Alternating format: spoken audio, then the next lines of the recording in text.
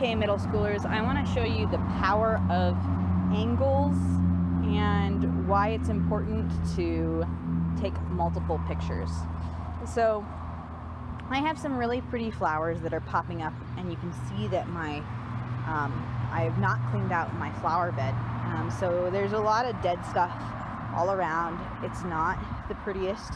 If I were to take a picture just like this, it wouldn't end up being a very good photo because I'm not thinking about the rule of thirds. I'm not really thinking about my angle. I'm not doing it closer up. Okay. Now, if I were to just do the zoom, okay, now you can see the quality of the picture. Like it's a more interesting composition at this point because we're focusing more on what I care about, right? However, you can see that the flowers are a little bit blurry. And that's because it's not, I've used the zoom. So instead of doing the zoom, I want you to get closer to the objects, okay? So once you get closer to the objects, you're going to see a lot more interest involved. Now, other things you should notice, see when I got closer, this little water spout became pretty visible, okay? So I might want to think about how I angle my picture. I also might want to tap on the flower. There's also usually a little button that pops up that lets me control the exposure. See how this right here is overexposed. You can't see any of the details. And here, where it's a little underexposed, you can't see any of the details in the shadow. So that's why your phone automatically sets it to a right in the middle, but you might want to bring it down a little bit, okay?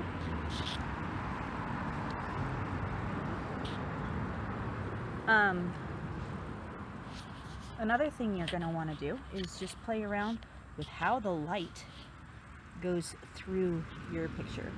Okay, and if you get something where the light is just going right through it, okay, I'm gonna clear out some of this stuff, okay. You can create a lot more interest if you play around with the angle, okay.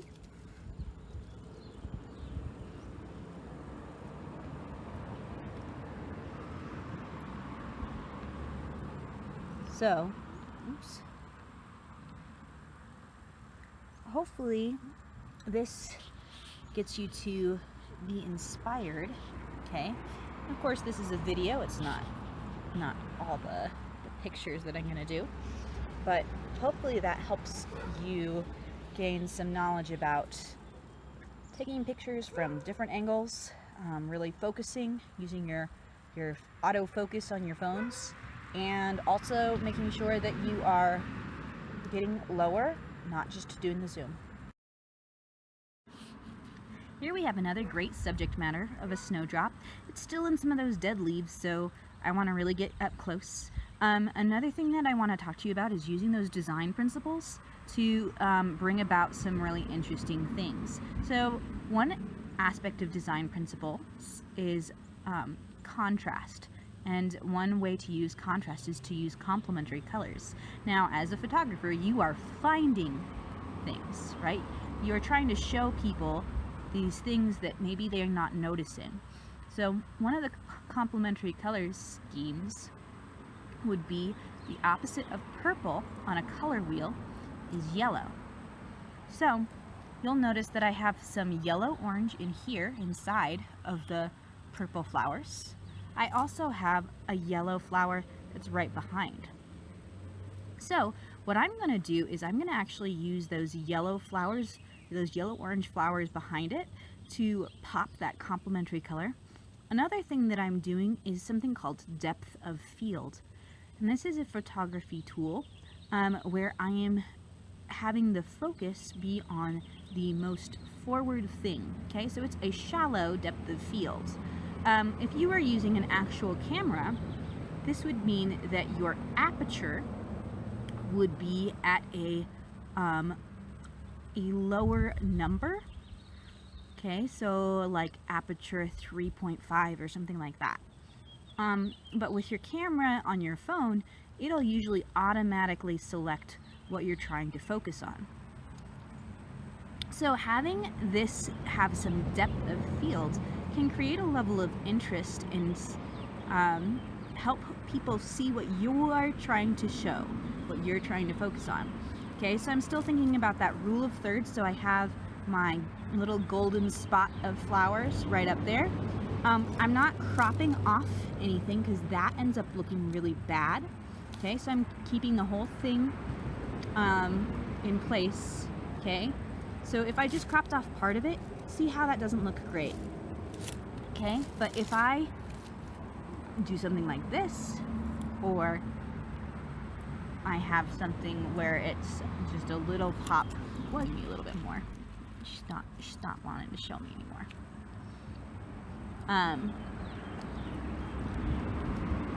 But you can maybe get just a little bit of that gold inside of your flower. So this could be a really great thing to take pictures of if you're looking for interesting things to take pictures of. Hopefully you can play around with depth of field and creating a shallow depth of field and looking for complementary colors to create some contrast while also still keeping in mind rule of thirds. So again, the things I covered was rule of thirds, depth of field, and using contrast.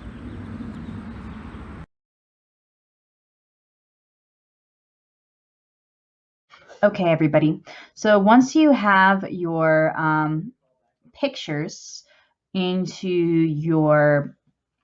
your phone, I want to show you just some really quick things that you can use directly on your phone app if you have like a Google Photos.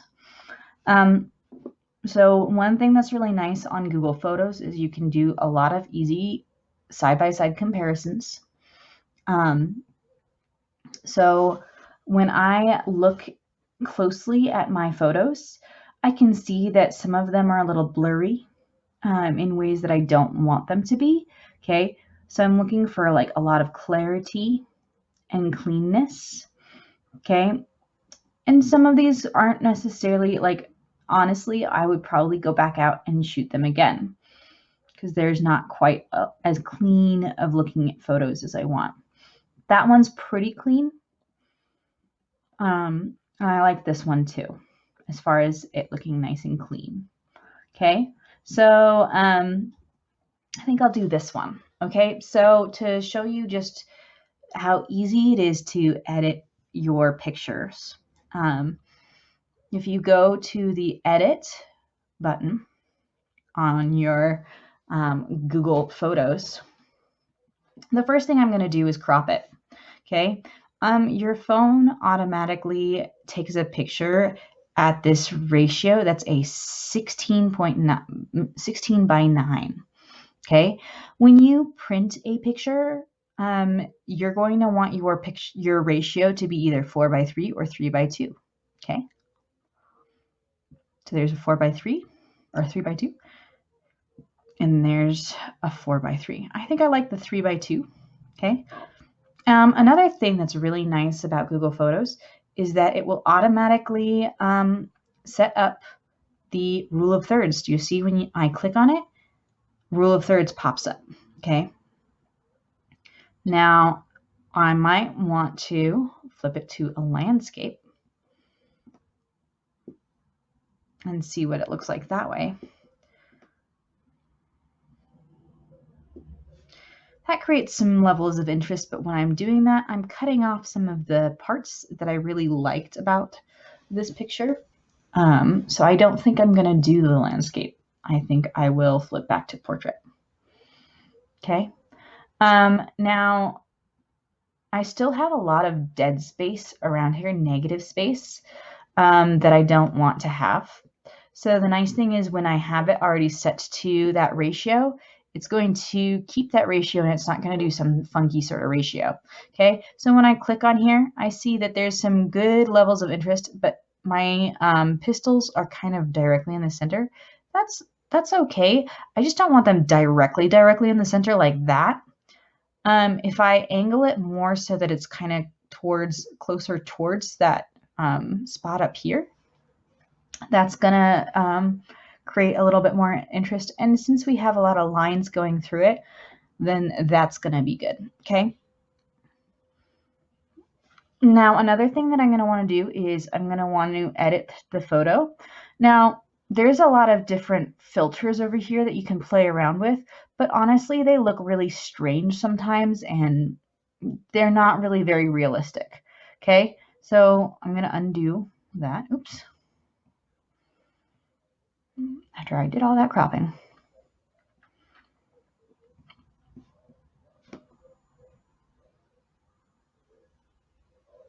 All right, there. Okay, I'm not wanting to crop off any of this stuff. Now, I don't really like to leave this little tiny hairline of a thing. I want it to either be showing the full thing or not, okay? Now that I have it set to that, okay, I'm done with that. Now I'm going to go ahead and go to this little adjustments bar over here. So this just says light. This is where we can play with exposure, contrast, highlight, shadows, whites, blacks, and vignette. Okay, vignette again looks a little cheesy, makes it look unrealistic.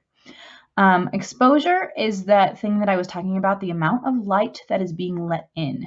Okay, if we do this, it overexposes it. Now, we can still see some of the details that were in the picture because this isn't like a powerful app. Still, when I've got it here, I can change that exposure. I like to do it just a little bit lower. Now, a little bit goes a long way, okay? I don't want to make this black turn into something that I can't see anything, right? I can maybe up those highlights a little bit, make them pop a little bit more. I can bring those shadows a little bit darker and just create a little bit more contrast as I'm going. Another thing I can do is I can pop the saturation up a little bit. Now, if I overdo that, see how that just ends up looking kind of fake? We don't want it to look fake, right? So just a little tiny bit goes a long way, okay?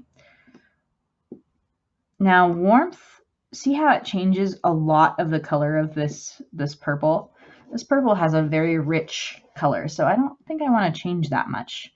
Maybe I want to change the deep blue.